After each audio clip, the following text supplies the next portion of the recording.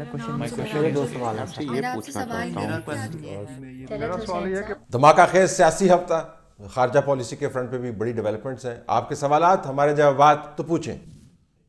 میں ابراہیم شرکوٹی بات کر رہا ہوں پشاور سے.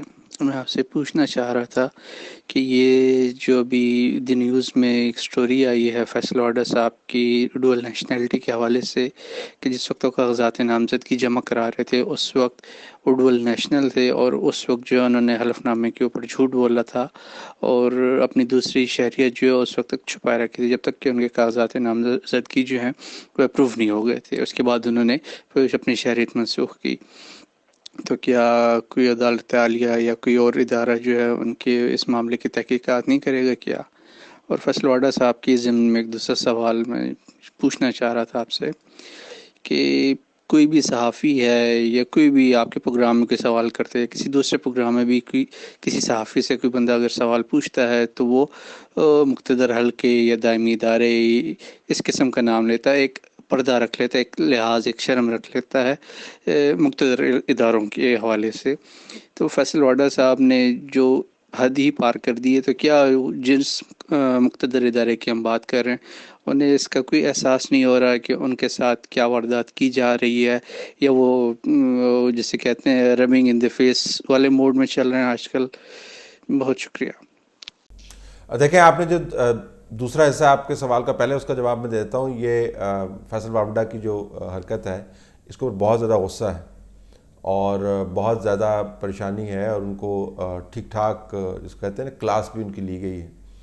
اور کوئی بھی ادارہ، جس طرح میں پہلے بھی اپنے پروگرام میں کہہ چکا ہوں، کوئی بھی ادارہ اس قسم کی صورتحال سے خوش نہیں ہوگا. جس ادارے کو بھی فوج ہو، آپ فوج کا ذکر کر رہے ہیں، انٹیلیجنس ایجنسیز ہوں، ملٹری انٹیلیجنس ہو، ISI ہو، عدلیہ ہو، سپریم کورٹ ہو، ہائی کورٹ ہو، پارلیمان ہو، سینٹ ہو، نیشنل اسمبلی ہو، صوبائی اسمبلیاں ہوں، پولیس ہو یا سویلین انٹیلیجنس ایجنسیز ہوں، ان کے جب غیر رسمی اسپوکس پرسنز ایسے ہوتے ہیں جیسے فیصل واڈا صاحب ہیں، تو وہ it's a very embarrassing situation.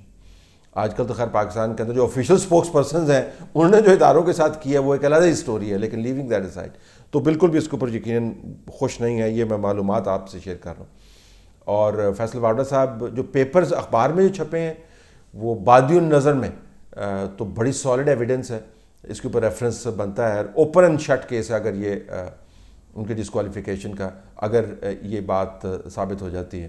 تبھی آپ نے دیکھا بالکل جو ہیں وہ غائب ہوئے ہیں سین سے، کہیں پہ وہ نظر نہیں آ رہے فیصل واڈا صاحب. یہ بھی ایک طریقہ کار ہوتا ہے، صرف ہلکا سا جھٹکا لگنے کی ضرورت ہوتی ہے. تو یہ تو پستول لگا کے پھر رہے ہوتے ہیں نا فیصل واڈا صاحب جیسے موٹر سائیکلوں پہ بڑے بڑے اور بڑی بڑی باتیں آ کے کرتے ہیں جی، تو وہ پھر غائب بھی ایسے ہی ہو جاتے ہیں. صرف وہی نہیں ہے، بہت سارے ہیں. تو جو ان کا ڈیول نیشنلٹی کا ہے وہ اٹس اے سیریس ایشو. اگر وہ ڈاکومنٹس درست ہیں جو بعد نظر میں نے پڑھے ہیں تو مجھے درست نظر آئے. طلعت بھائی، میرا نام محمد اشرف ہے، میں اسلام آباد سے بات کر رہا ہوں. طلعت بھائی، آپ سے پوچھنا تھا کہ میڈم فردوس شہوان صاحب پرسوں لاہور میں ایک بلڈ دینے کی سمجھدار میں گئیں، اور وہاں یہ بلڈ دینے کی بجائے ایک جیلی قسم کی سوئی جو اپنے آپ کو بوئی اور کسی اور کا بلڈ لے کے اپنے پاس رکھ لیا. کیا یہ کیسا پریشر وہاں میں جائے گا؟ سارا میڈیا اس بات کو دکھا رہا ہے، سوشل میڈیا پہ یہ چل رہا ہے کہ وہاں اس کو دے کے کیا بلڈ دے گی، جو بلڈ دیتے ہیں وہ بھی کہیں گے یہ ہمارے حکمران جو ہمارے امیر جن کو دے کے فالو کرتے ہیں وہ فراڈ کر رہے ہیں، ہم کیسے بلڈ کو ڈونیٹ کریں؟ پلیز اس کے بارے میں تجزیہ ضرور کرے گا. اس کا تجزیہ کرنے کی کیا ضرورت ہے؟ مجھے حیرانی ہے کہ اتنی گھاگ اور کائیاں سیاستدان ہیں جن کا کام ہے ایک پبلک امیج کریٹ کرنا، کلٹیویٹ کرنا، وہ ایسی بونگی حرکت کر رہے ہیں.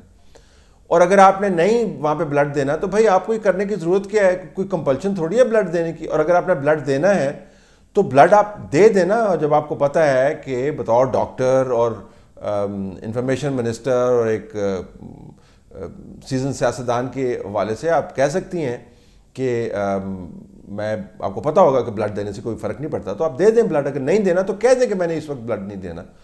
تو وہ ڈرامہ اور اس کے بعد پھر پکڑے گئے. میرے خیال میں اس سے آپ کو پتہ چلتا ہے کہ بونگیوں کی کوئی حد نہیں ہوتی اور مسلسل بونگیاں مارتے، کیمروں کے سامنے مارتے. تو میں یہ سمجھنے سے ہی قاصر ہوں کہ ان کو کوئی سمجھانے والا نہیں ہے. یہ شاید ہو سکتا ہے احتساب کا چونکہ خوف نہیں ہے. There is no cost attached to this fact کہ اگر آپ پکڑے جائیں تو پھر یہی ہوگا. تو جب کاسٹ اٹیچ نہیں ہوتی تو سیاستدان جو ایسے حرکتیں کرتا ہے. لیکن مجھے بڑی حیرانی انہوں نے یہ بات کی. ایک عام شہری اور پاکستان کے آرم فورسز کے لائف اسٹائل میں ایک زمین آسمان کا فرق ہے. Yes they protect our boundaries but اس کے ان کو بہت بہترین پیسے ملتے ہیں اور ساتھ میں پاور بھی. کیا ہم یہ فرق کبھی مٹا پائیں گے؟ پلیز اپنی رائے سے آگاہ کیجیے. Thank you. اگر آپ گورننس کا نظام بہتر کر دیں اور سیاسی نظام کو آپ عوام کی ضروریات کے ساتھ جوڑ دیں تو بالکل بہتر ہو جانا چاہیے. دیکھیں میں ان لوگوں میں سے ہوں جس نے کبھی یہ آرگو نہیں کیا اور اس کے اوپر مجھ پر تنقید بھی ہوتی رہی ہے اور ہوگی بھی, اور میں ابھی بھی اس نقطہ نظر پہ فی الحال قائم ہوں. جب تک اعداد شمار چینج نہیں ہو جاتے مجھے نقطہ نظر تبدیل کرنے کی ضرورت نہیں ہے کہ جو ڈیفنس اسپینڈنگ ہے اس کو کم کیے بغیر آپ اچھے طریقے سے فنڈز کی یوٹیلائزیشن بہتر گورننس کے ذریعے آپ معاشرے کے دوسرے حصوں کے اندر بھی خوشحالی لا سکتے ہیں. اب کتنے پرکس اینڈ پریولیجز ہیں, کیسے ہونے چاہیے, اس کو آپ سیپریٹلی ڈیبیٹ کر لیں, لیکن میرے نزدیک دونوں کے اندر ایک خاص حد سے زیادہ کوئی کو ریلیشن نہیں ہے. جسٹ آپ کو ایگزامپل دے دیتا ہوں کہ جو فنڈز ایلوکیشن ہوتی ہے, جتنی بھی تھوڑے بہت فنڈز ہمیں ایجوکیشن کی مد میں دیے جاتے ہیں, ہیلتھ کی مد میں دیے جاتے ہیں, یا صوبوں کو دیے جاتے ہیں, چلے ڈیولپمنٹ کے فنڈز آپ لے لیں, آپ اس میں سے دیکھیں استعمال کتنے ہوتے ہیں, کتنے پرسنٹ فنڈز جو ہیں پچھلے سال کے پی کے کو ملے اور پنجاب کو ملے, اور کتنے پرسنٹ فنڈ جو ہیں استعمال ہوئے. آپ امیجن کریں کہ جتنے استعمال ہوں گے ان کے اندر ہیمریج کتنا ہوا ہوگا. تو اگر پورے فنڈز استعمال ہوں, صحیح طریقے سے استعمال ہوں, تو آپ کو خوشحالی نظر آئے گی. یہ ڈیبیٹ کرنے کی ضرورت ہے کہ کیا پاکستان افورڈ کر سکتا ہے اس قسم کے پرکس اینڈ پریولیجز تمام لوگوں کے لیے. اس کے اندر آپ ججز کو بھی ڈالیں اور اس کے اندر آپ جو ہے بیوروکریٹس کو بھی ڈالیں. مجھے بتایا گیا ہے کہ جو فوج کی قیادت ہے اس نے اب یہ فیصلہ کیا ہے کہ وہ اپنی ٹاپ جو لیڈرشپ ہے اس کو فائنینشیل اسکروٹنی ان کے اوپر ان کی لاگو ہوگی اور پتہ چل جائے گا کہ وہ کس طریقے سے ان کی رہائش ہے یا ان کے اوپر کتنی اسپینڈنگ ہوتی ہے.